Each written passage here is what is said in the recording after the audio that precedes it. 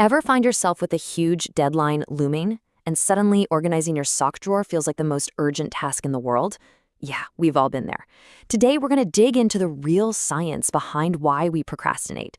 We're not just talking about tips and tricks, we're looking at what researchers have actually discovered about our brains and how we can use that knowledge to finally break the cycle. So let's get right into what the science actually says. Okay, let's just get this out of the way right now because it's a huge deal. Seriously, if you remember only one thing from our time together, let it be this. It's not because you're lazy. Procrastination is not some moral failing or a character flaw. It's not about being lazy at all. All right, so if it isn't laziness, then what is it? What is really happening inside our heads when we decide to watch one more cat video instead of starting that huge, important project?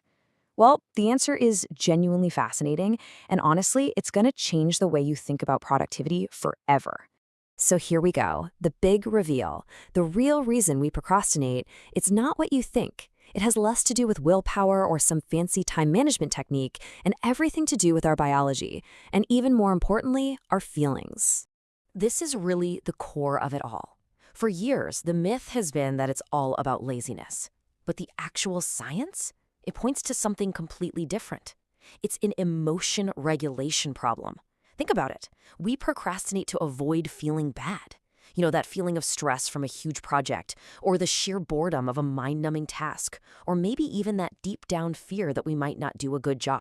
So what's happening is when a task makes us feel, icky or stressed or just plain uncomfortable, our emotional brain basically hijacks the whole system. It's like your logical brain is driving the car and your emotional brain just grabs the steering wheel.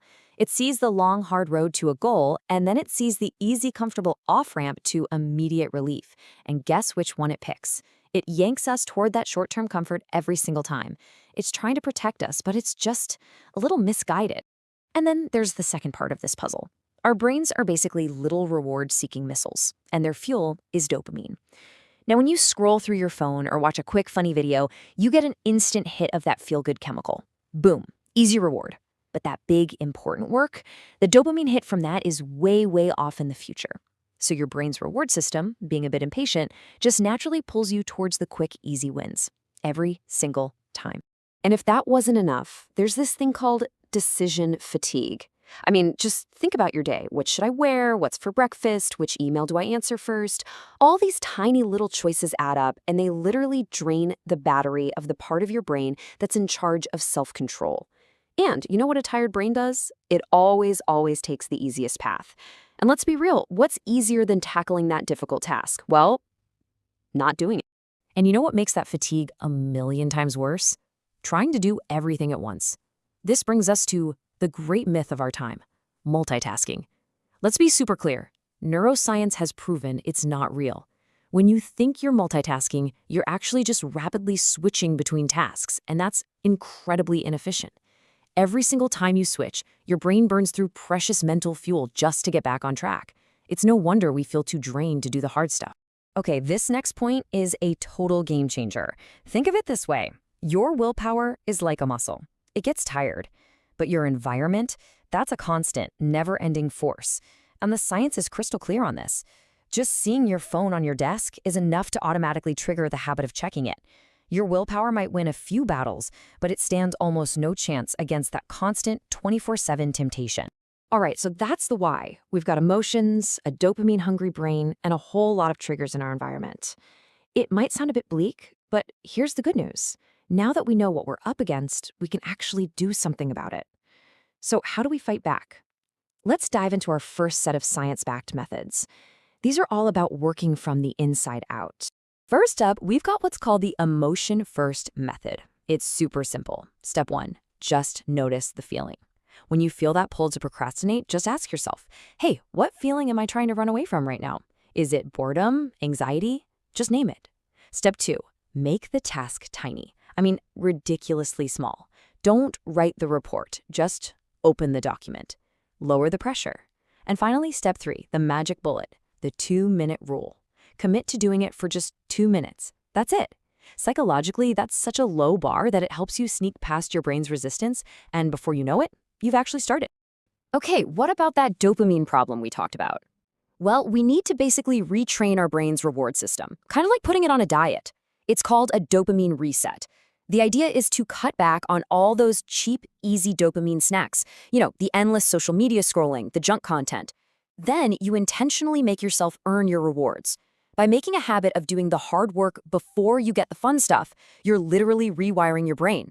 You're teaching it that effort leads to a much better, more satisfying reward down the line. Now, working on your inner game is huge, but it's only half the battle. To really win, you need to build a smart, external system to support you. So this next set of strategies is all about changing your environment and your routines. The goal?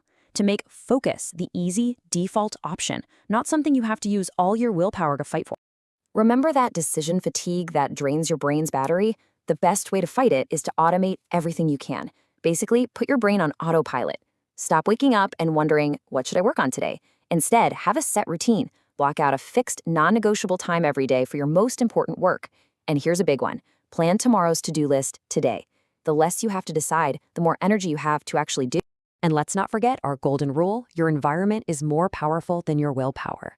So you need to become an architect of your own focus. Design your space to make procrastination difficult. The #1 most powerful tip? Get your phone out of the room. Seriously, just do it. Use apps to block distracting websites, have a clean, dedicated space just for work. It's a simple formula. Remove the trigger, and you'll remove the temptation. It really is that straightforward. So a really powerful way to tie all this together is a technique called time blocking. It basically forces you to do this single tasking that your brain loves. It's simple. You assign one specific task to a block of time on your calendar. And during that block, that is the only thing you work on. No checking email, no quick peeks at your phone, nothing. Then, when the block is over, you take a real, actual break. This is like a superpower for protecting your focus and stopping burnout before it starts. So when we zoom out and look at all this science, what's the big takeaway here? It's not really about finding some magical productivity app or the perfect life hack. It's actually about something much deeper. It's about changing your entire relationship with your own brain. And that brings us back to the most important thing we've talked about. That voice in your head that tells you you're lazy when you procrastinate, it's wrong. Your procrastination is not a sign that you're weak or broken. It is simply your brain's ancient hardwired survival mechanism kicking in. It's trying to protect you from uncomfortable feelings and steer you toward what feels easy and rewarding. It's a protection system, not a personality flaw.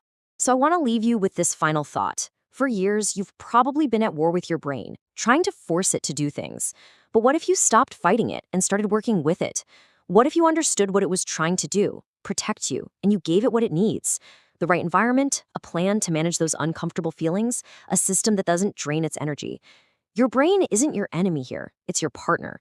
So the real question is, now that you know what it needs, how are you going to help it win?